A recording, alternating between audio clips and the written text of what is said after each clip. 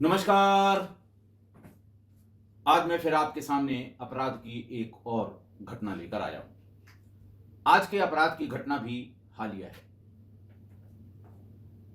यानी जुलाई 4 और 5 जुलाई की बात होगी। आज का प्रदेश है झारखंड, जिला है जमशेदपुर।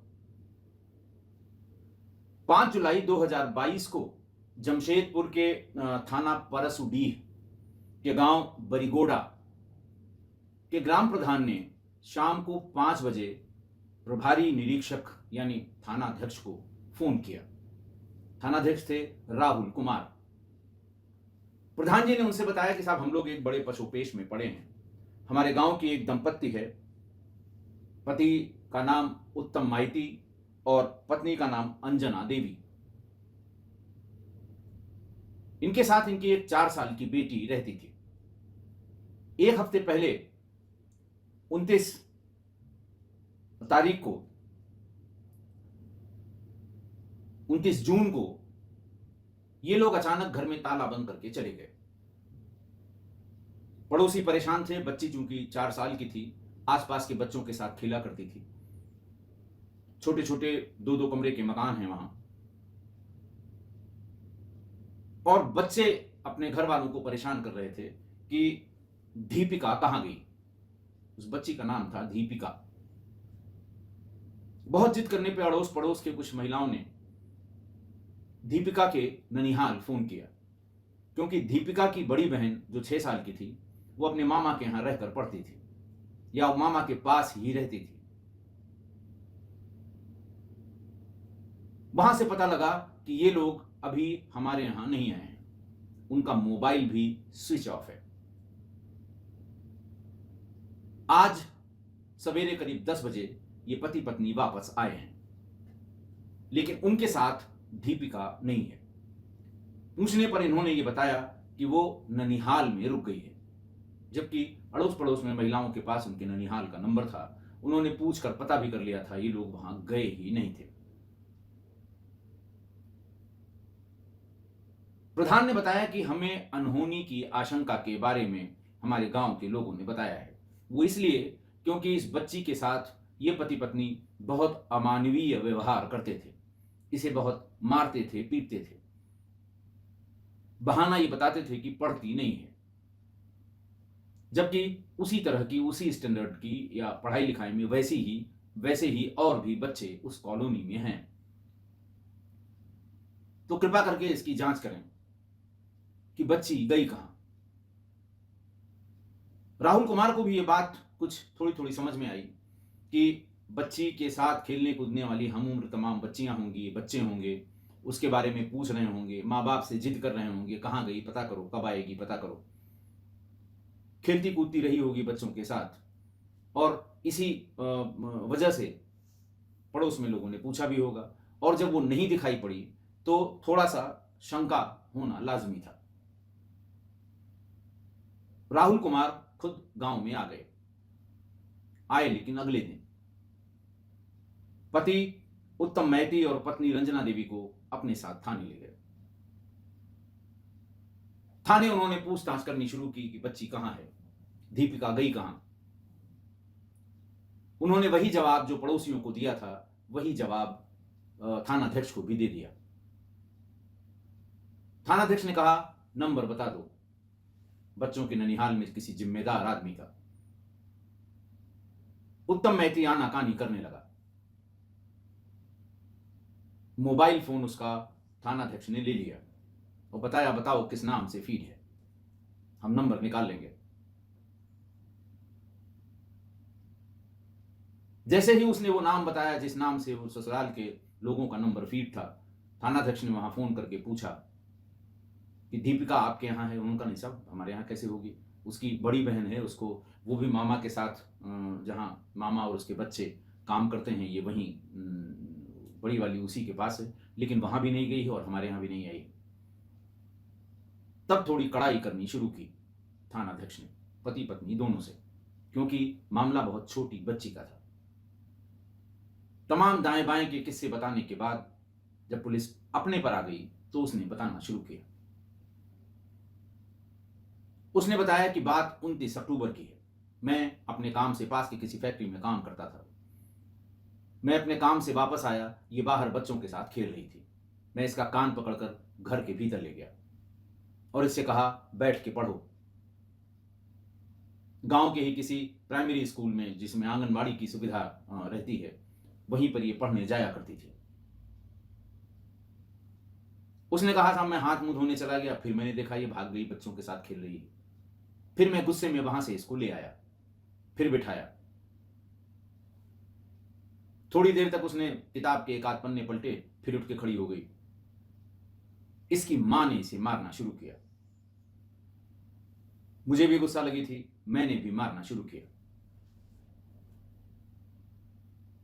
मां ने बताया कि मैंने तो थप्पड़ से, हाथ से, पैर से मारा था, लेकिन उत्तम ने, यानी उसके पति ने, अपनी बेटी के हाथ पैर बांध दिए। हाथ पैर बांध दिए, वो जमीन पर लेटी हुई थी। उसके बाद डंडों से मारना शुरू किया। जिस समय ये वृत्तांत पति पत्नी थाने में बता रहे थे, रूह कांप गई पुलिस वालों की भी। मारते मारते इतना मारा कि लड़की बेदम हो गई।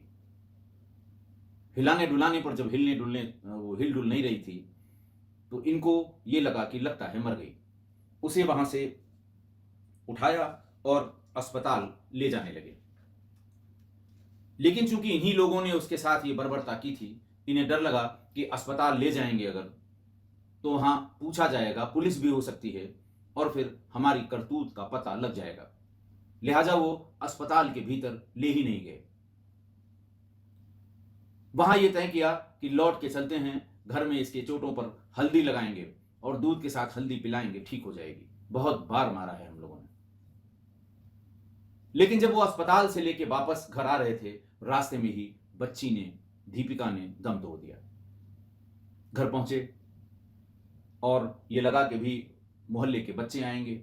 मोहल्ले के तमाम बच्चों के साथ ये खेलती थी, उनके घर वाले भी आ सकते हैं, पूछेंगे दीपिका के बारे में, क्योंकि वो बहुत पॉपुलर थी बच्चों के बीच में। हम उम्र बच्चे जो रोज शाम को दिन में इकट्ठा होकर खेलते हैं, उनके बीच में। फौरन उसको आनन फानन में वहां से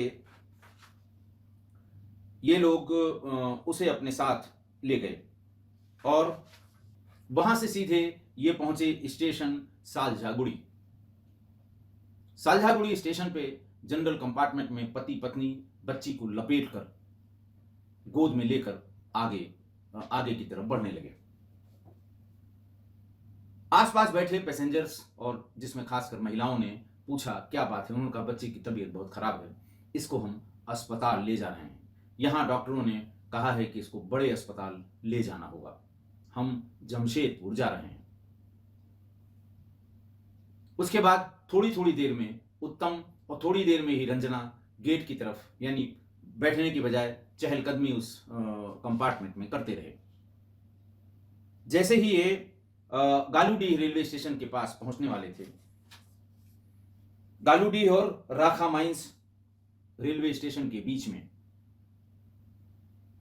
इन्होंने चलती गाड़ी में ये देखकर कि कोई देख तो नहीं रहा है, रात का समय था, पैरों से उसको झुलाकर और तेजी से बाहर की तरफ फेंक दिया। इन्हें पता था कि यहां घना जंगल और झाड़ियां हैं। ये सुनकर पुलिस वालों की भी, जैसे वो कहते हैं ना कि पुलिस वाले भी बहुत ताज्जुब में थे कि कैसे मां बाप हैं। गालूडीह रेलवे स्टेशन में ये उतर गए और दूसरे साधन से फिर वापस अपने गांव आ गए।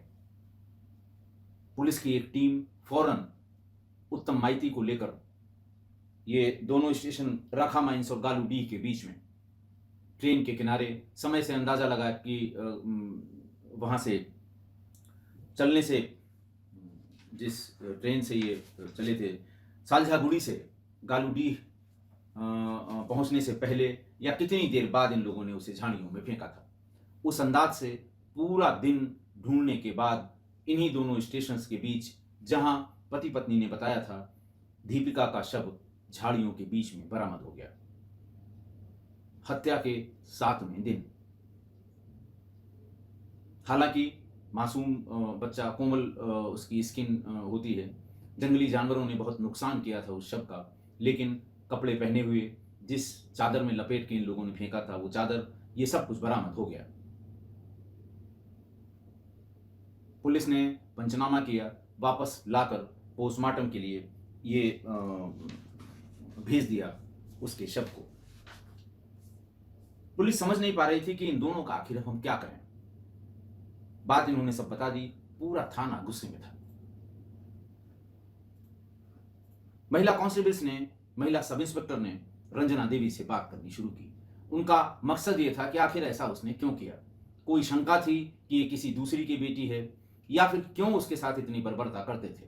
बिना बात के उसकी पिटाई करना, बात बात में टोकना, पढ़ाई न करने के बहाने रोज उसे पीटना। बातचीत में यह पता लगा कि इसके 2 बेटियां ही बेटियां हैं। ये लड़के की चाहत में परेशान रहते हैं पति पत्नी। बड़ी वाली के साथ वो इस तरह का दुर्व्यवहार करते थे। एक दिन उसका मामा आया, उसकी समझ में आ गया, वो अपने साथ ले गया और दोबारा कभी इन लोगों के पास उस बच्ची को नहीं भेजा। वो अच्छे से पढ़ाई कर रही है और अपने मामा के साथ, उसी के परिवार के साथ रहती है। तो बेटे की चाहत में जब 2-2 बेटियां हो गईं, तो ये गुस्सा बेटी पर उतारते थे पति पत्नी। दोनों से बातचीत के बाद ये उसका, जैसे लब्बो लवाब कहते हैं, बातचीत का जो सारांश था वो ये था कि उनकी चिढ़ इस बात से थी कि लड़का नहीं हुआ, लड़की हुई। पुलिस ने दोनों को गिरफ्तार करके जेल भेज दिया। यह भी बताया गया था कि जो इसका बच्ची का मायका है झाड़ग्राम, ये तो गए तो थे ये मायके के चक्कर में वहां, लेकिन किसी दूसरे रिश्तेदार के यहां रुके थे टाइम बाई करने के लिए कि 4-6 दिन रुक लेंगे यहां पर, तब तक वहां मामला शांत हो जाएगा, उसके बाद चलेंगे। फिर ये वहां से पश्चिम बंगाल की किसी और जगह पर, किसी मंदिर वाली जगह पर, कोई धार्मिक स्थान पर भी ये लोग गए। लेकिन जिनके यहां रुके थे उनको भी ये लगने लगा कि ये कुछ ज्यादा दिन ही रुक गए हैं, और फिर कुछ आपस में बातचीत हुई और ये वापस वहां से गांव के लिए चले आए। और गांव में पहुंचते ही लोगों ने दीपिका के बारे में इतने सवाल किए कि अल्टीमेटली पुलिस को हस्तक्षेप करना पड़ा, जबकि इन दोनों का ये कहना था कि हम लोग ये मान के चले थे कि अब सब बात खत्म हो गई है। पुलिस ने दोनों को गिरफ्तार करके 6 जुलाई 2022 को दोनों को गिरफ्तार करके जेल भेज दिया।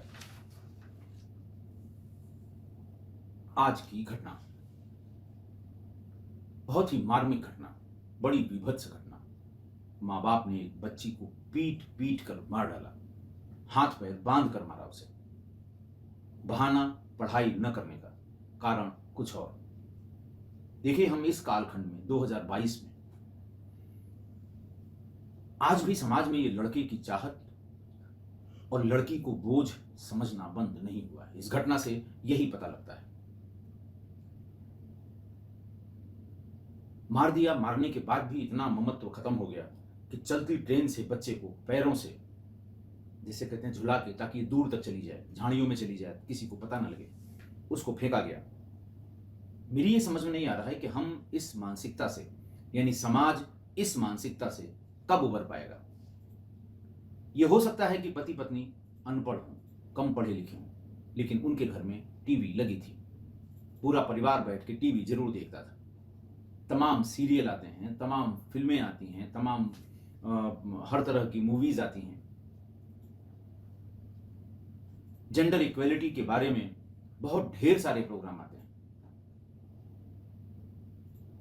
अब जिस किसी ने वो बहुत फेमस सीरियल देखा होगा, अगले जन्म मोहे बिटिया ही कीजिए या दीजिए, इस तरह के तमाम सीरियल आते हैं। और दूसरा कि उस मोहल्ले में तमाम उसी उम्र की बच्चियां बहुत सी हैं, उनके पेरेंट्स भी हैं, उनको भी खेलते देखती होंगी, किसी के साथ कोई दुर्व्यवहार नहीं होता है। तो जब वो लोग उसको मारते पीटते थे, तब किसी ने ये जानने की भी कोशिश नहीं की टोला पड़ोसियों में कि आखिर वो इस तरह का व्यवहार इस बच्ची के साथ क्यों करता है, ऐसा अमानवीय व्यवहार क्यों करता है, और न ही किसी ने कभी समझाने की कोशिश की। देखिए, कन्या भ्रूण हत्या तो बहुत बड़ी समस्या थी आज से 15-20 साल पहले, और जब से सेक्स डिटर्मिनेशन की सुविधाएं अस्पतालों में उपलब्ध हो गई, तब तो ये रैम्पेंट हो गई, मतलब इतनी ज़्यादा हो गई कि साहब महिला की प्रेगनेंसी हुई, पहला काम घर वाले करते थे, पता करो लड़का है कि लड़की है। 3 महीने के पहले अगर ये पता लग जाता था कि लड़की है, तो उसका तुरंत मेडिकल टर्मिनेशन ऑफ प्रेगनेंसी, जिसे कहते हैं, बच्चे को गिरवा देना। जब ये समस्या सिर के ऊपर हो गई, तो सरकार ने भी बड़े सख्त कदम उठाए। और आज की तारीख में जो ये इक्विपमेंट्स हैं, इसमें जो इस्तेमाल होते हैं, उनमें सब में जीपीएस इंस्ट्रूमेंट्स लगाना अनिवार्य हो गया है कि आप पोर्टेबल लेके कहीं जाएं और किसी का कर दें। बहुत पैसा लेते हैं ये लोग। पूरी तरह से तो खत्म नहीं हुआ है, लेकिन अभी भी चोरी छिपे ये काम चल रहा है। दलाल घूमते रहते हैं। खासकर जिस दंपति के पहले से 1 या 2 बच्चियां हैं, वो प्रेगनेंसी पीरियड में ये जानने के लिए कि अब की बार ये बेटा है कि बेटी है, तमाम पैसा खर्च करने को तैयार होते हैं। चोरी छिपे इनको कहीं ले जाया जाएगा, वहां टेस्ट किया जाएगा, फिर इन्हें बताया जाएगा कि लड़का है कि लड़की है। ये अनइथिकल है, अनप्रोफेशनल है। डॉक्टर्स को कभी नहीं बताना चाहिए, लेकिन पैसे की लालच। बहुत तगड़ी और कड़ी कानूनी कार्रवाइयां भी हो रही हैं डॉक्टर्स के खिलाफ, नर्सिंग होम्स के खिलाफ, जो लोग ये कराते हैं उनके खिलाफ। लेकिन ये खत्म हो गया या खत्म हो जाएगा, इसकी संभावना बहुत कम है। कम जरूर हुआ है। आज की तारीख में आप जितने भी बड़े हॉस्पिटल्स में जाएंगे, उसमें ये स्लोगन भी मिलेगा, कन्या भ्रूण हत्या पाप है, कन्या भ्रूण हत्या, यहां पर हम भ्रूण और लिंग की जांच नहीं करते हैं। बड़े बड़े अक्षरों में लगभग सभी हॉस्पिटल्स में देखने को मिलता है। और दुनिया भर की पुलिस की परेशानी से बचने के लिए बड़े सेटअप में या बड़े एस्टेब्लिशमेंट में लोग ऐसा नहीं करते हैं। लेकिन फिर भी कस्बों में, छोटे छोटे टाउन एरियाज में 1-2 ऐसे लालची डॉक्टर, 1-2 ऐसे लालची जो पैरामेडिक स्टाफ है, वो केवल यही धंधा करते हैं। इतना बड़ा बड़ा नारा चल रहा है, बेटी बचाओ बेटी पढ़ाओ, इतने सख्त कानून हैं, फिर भी इसी कालखंड में, इसी जून जुलाई 2022 में यह घटना घटी। मैं आपको बताता चलूं कि राजस्थान में जैसलमेर और बाड़मेर के बीच में एक गांव है देवड़ा। 9 मई 2012 को इस गांव में, देवड़ा गांव में, 112 साल बाद एक बारात आई। बहुत गोपनीय रखा गया जिनके यहां की लड़की थी, लेकिन जब बारात गांव में आ ही गई, पूरा गांव चौकन्ना हो गया कि आखिरकार कौन सी लड़की जिंदा रह गई थी कि आज उसके लिए बारात आ रही है। ये वही गांव है जहां पर बेटियों के पैदा होते ही मारे जाने का हुक्म दिया जाता है, और दूसरे किसी को नहीं, मां को हुक्म दिया जाता है कि पैदाइश के तुरंत बाद बच्ची को मार दिया जाए। अगर मां किसी वजह से या रिश्तेदार किसी वजह से हिचकते हैं या नानुकर करते हैं, तो दाई को बुला के बच्ची को मारने का हुक्म दिया जाता है। ये आज भी है। आप अंदाज लगाइए कि 2012 की 9 मई को इस गांव में 110 साल बाद एक बारात आई थी। इसके बाद का मैं इतिहास ढूंढ रहा था, मुझे नहीं मिला, लेकिन ये जरूर मिल गया। दाई से यह कहा जाता है कि 3 दिन की हो गई, 4 दिन की हो गई, इसे फौरन मार दिया जाए। और भला बुरा कहा जाता है उस बच्ची की मां को कि पैदा होते ही तुमने क्यों नहीं मार दिया। पुरुष प्रधान समाज उसकी लानत मलानत करता है। कैसे हिम्मत पड़ी कि तुमने मारा नहीं। तरीके बड़े खराब हैं इन बच्चियों को मारने के। पैदा होते ही इनके मुंह में नमक ठूंस दिया जाता है। ये ट्रेडिशन है वहां का। नमक की वजह से क्या होता होगा मुझे मेडिकली नहीं पता, लेकिन नमक ठूंस दिया जाता है, या फिर बड़ी मात्रा में अफीम खिला दी जाती है, या फिर मुंह और नाक में रेत यानी बालू भर दी जाती है। पश्चिमी राजस्थान में तेवड़ा, तेजमालता और मोढ़ा और डोगरी ये गांव हैं जहां बहुत किस्मत वाले ही बच्चियों के या बेटियों के दर्शन कर पाते हैं। इसे परंपरा का नाम दिया गया कि साहब ये हमारी परंपरा है। बेटियां इस गांव के लिए अभिशाप हैं, ऐसा हम सैकड़ों साल से सुनते आ रहे हैं और इसी को प्रोफेस करते हैं, हम यही करते आ रहे हैं। इसके पीछे के कारण तो ऐतिहासिक हैं। कारण ये है कि मुगलों के जमाने में नवाब और राजपूतों के बीच टकराव होता रहता था। ये मुगल नवाब करते क्या थे कि राजपूतों की बच्चियां, लड़कियां, महिलाएं जो इनको मिल जाती थी या दिख जाती थी, उनको नीचा दिखाने के लिए उनको अगवा कर लेते थे। अगवा करने के बाद उनका सामूहिक बलात्कार करते थे। उसके बाद या तो वो अपने यहाँ रखेल बनाकर रखते थे या उन्हें छोड़ देते थे ताकि राजपूत अपमानित महसूस करें। इसी अपमान से बचने के लिए राजपूतों ने यह ठान लिया कि हम बच्ची को पैदा होते ही मार देंगे, न बच्ची गांव में रहेगी, न ये हमको अपमानित कर पाएंगे। ये ऐतिहासिक कारण बताए जाते हैं, सही गलत का मुझे नहीं पता,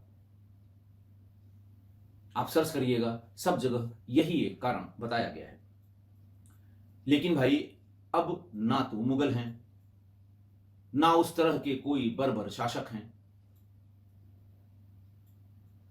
कि वो आपके साथ ऐसा करेंगे, न ही कोई ऐसा बड़ा वहां पर माफिया राज है कहीं पर भी, चाहे वो आज की घटना का झारखंड हो या राजस्थान हो, कि वो किसी की बेटी को कभी उठाकर ले जाएगा।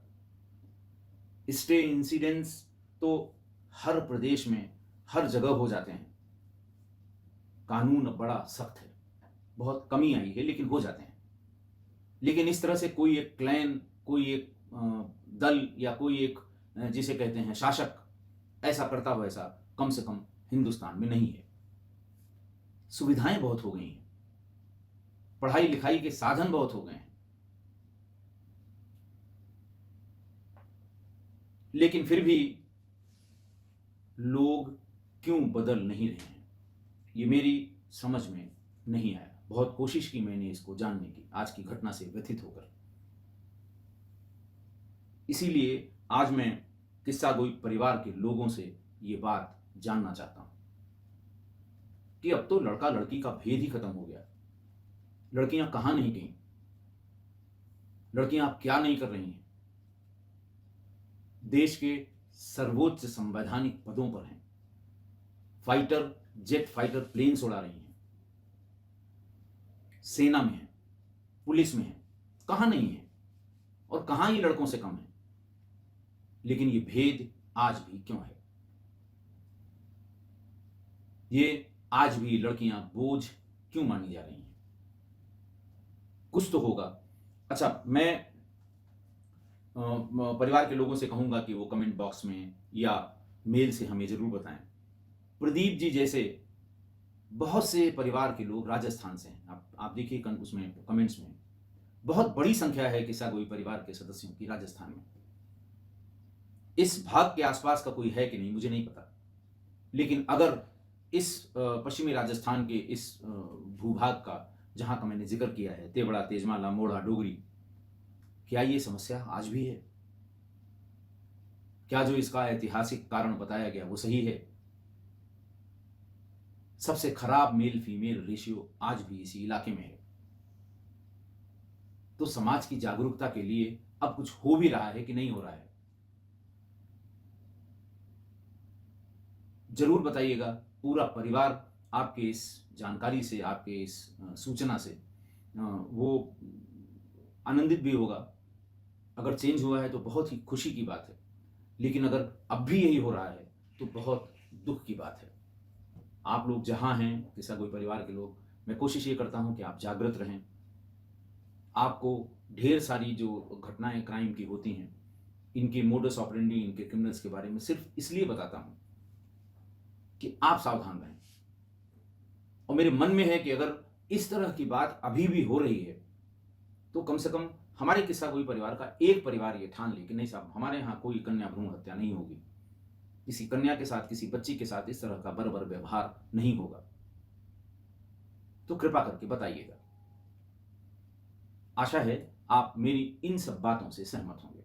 मैं जरूर इंतजार करूंगा कि आप इनके कारणों पर जरूर प्रकाश डालें। आज के लिए इतना ही। बहुत बहुत धन्यवाद।